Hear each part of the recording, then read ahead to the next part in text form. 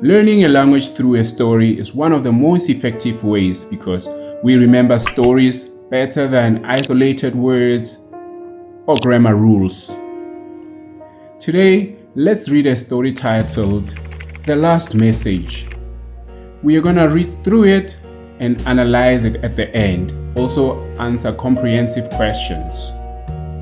Before we start, I want you to imagine yourself in an office alone at night, rain streaming down. Hello and welcome to Truly Speaking with me, Pulush. Let's get into it, shall we? The last message. Tabu was the last one left in the office that night. He usually enjoyed the calm that followed everyone's departure. The gentle hum of the fluorescent lights, the city resting behind sheets of glass, and the rich, earthy scent of coffee beans lingering in the air. That night, however, rain drummed against the windows, steady and demanding. He checked the time on his phone. 11:47 p.m. Too late, he thought. He shut down his computer and reached for his jacket. His phone vibrated. Message from an unknown number. Unknown number. Don't turn around. Tabu frowned. A prank, he told himself. But his heart thudded against his chest as he glanced at the empty desk behind him. He replied, "Who is this?" The answer came instantly. Unknown number. "I am standing behind you." A quiet, nervous laugh escaped his lips as he turned around. No one was there. Only his reflection stared back from the darkened window, rain sliding down the glass like thin lines of ink. Relieved, he picked up his bag and walked towards the door. His phone buzzed again. Unknown number. "You didn't look closely enough." His hand froze on the handle. The lights went out. The office plunged into complete darkness. The hum disappeared. Then he heard it. Breathing. Closer. Not his own. Now let's analyze this story, right? We're going to talk about the setting and atmosphere, mood and tone, character inside, our character being Tabu in this case, the use of sensory details. Now from the onset we hear that it's almost midnight, 11:47 p.m. The desks are empty. The gentle hum of the fluorescent light can be heard, so meaning it's eerily silent. The city rests behind sheets of glass. And the lingering smell of coffee.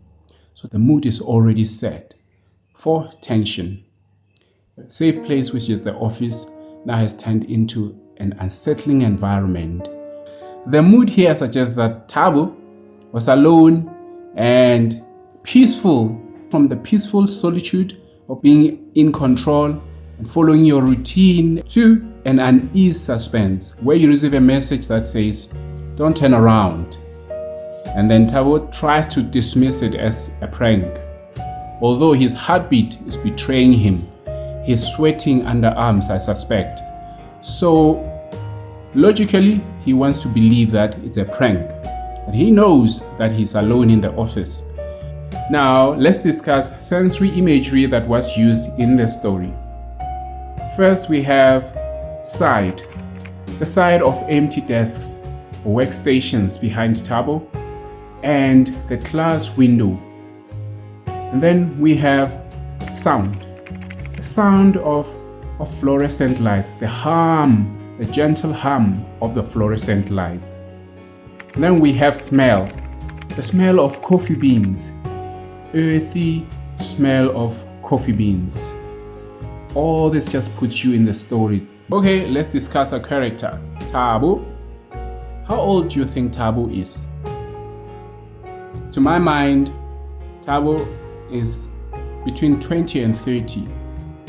Why I say this? He sounds like a professional, a young professional who's working hard and working day by day until midnight. He doesn't have obligations of, like being with family. He sounds like he stays alone and he's only dedicated to his work. That is what he strikes me as. Of course, it's not written in the story. It doesn't state anything along the lines. Again, Thabo sounds like someone who's very logical. He wants to apply logic even where he sees imminent danger.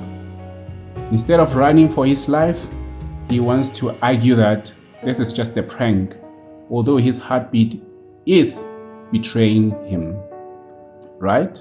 And also it shows that Thabo is vulnerable and human as I am and you. This is what makes him relatable. The story ends with a breathing on Thabo's neck, closer and closer to him.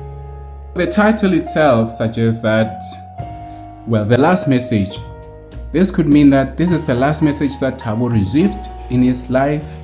It could also mean a final warning to Thabo, or something only meant for Thabo. So this growing suspense creates tension.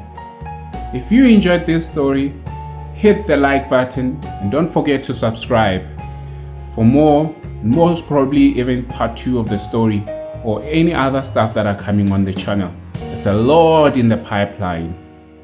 Thank you for watching.